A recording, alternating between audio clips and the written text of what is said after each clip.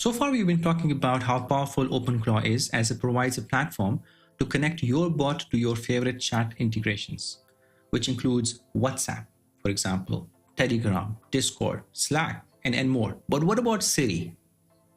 Apple's voice assistant doesn't natively support custom AI models or chat agents.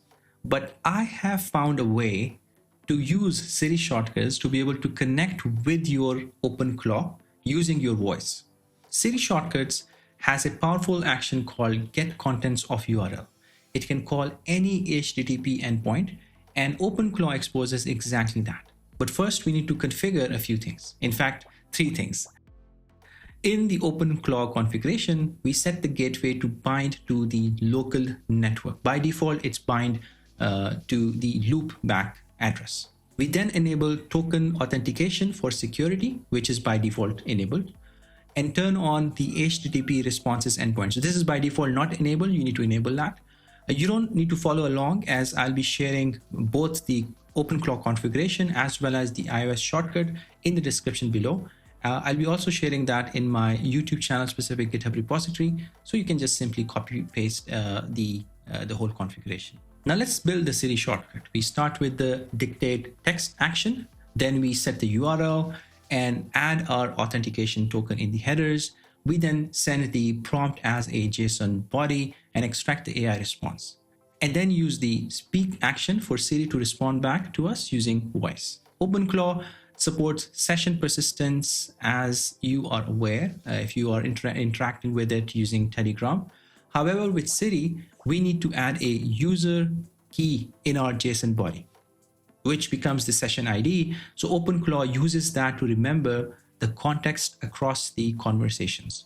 Plus, what I've also done is to set a voice prefix to customize how the AI responds. I don't want huge paragraphs or responses by OpenClaw, which doesn't make sense when you are conversating with your AI agent. Instead, what this voice prefix, or you can say system prompt, does is to instruct OpenClaw to only respond back in concise manner. And if the response is getting bigger, you can split the response in 2 folds. Send the concise response back to Siri and the detailed response, which may include URLs, even images as well, to my WhatsApp or Telegram channel. Now with this, we can interact with Siri from our home network because we gave OpenClaw's local IP as I'm hosting it on my home network. However, if you like to access OpenClaw from anywhere using Siri from the public internet, you would need to have some sort of tunneling in place. I'm using Cloudflare tunnel, which I can briefly talk about in this video. And if you're interested in a deeper video or deeper dive into that, let me know in the comments below and I can work on that in my next video. So as prerequisites of this is that you need to use Cloudflare DNS for your custom domain. You don't need to buy the domain from Cloudflare, but just Cloudflare needs to manage your DNS. It's a straightforward process, and if you are interested in knowing more, as I said, just let me know in the comments and I can build a tutorial for that alone. So let's get started. So step number 1, you create a tunnel in Cloudflare Zero Trust dashboard. Give it a name and it will prompt you to install a Cloudflare package on your server. Or what I have done is to deploy a Docker container in your network. It also gives you a command to do that as well. Step 2, configure the tunnel details and choose the environment. So as I said, we have chosen a Docker-based environment. Step 3, set up the application routes to map your tunnel to a public host name. This would be something like openclaw.yourdomain.com. Step 4, you verify the public host name and then map it to your internal IP and port. Now we need to secure it, right? So step number 5 is you go to your access controls. So there's a section there and you create service credentials, right? So why do we need service credentials? Is we need the Siri shortcut to authenticate on our behalf, right? So that would actually give us a token, which you can use that as a header in the Siri shortcut. And I'll share that with you as well. There will be a placeholder which you can just update that. Step 6 is to generate the client ID. And of course, with that, it will give you the token. And then step 7 would be copy the client's secret. When you create that, you need to copy that and store it in a secure place. You would need that in your Siri shortcut. Step number 8 is you create an access policy using service authentication, the service auth that you created as the authentication method. Step 9 is you create a self-hosted access application for your tunnel's hostname.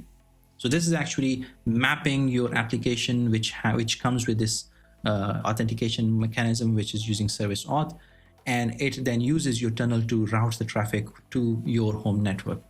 I know it sounds a bit techy, but it's a straightforward process, and I can guide you in the next video. If you're interested, just let me know. And lastly, assign the service token policy to your application. As I said before, this gives the application policy how they want to, how the application needs to be authenticated. You can also choose with like Google sign in as well. You can do that. But in this case, since we don't want to have that, we need the Siri shortcut to automatically authenticate. We need this kind of authentication. And at this stage, you would be able to use your defined public hostname, openClaw.your-specific-domain.com.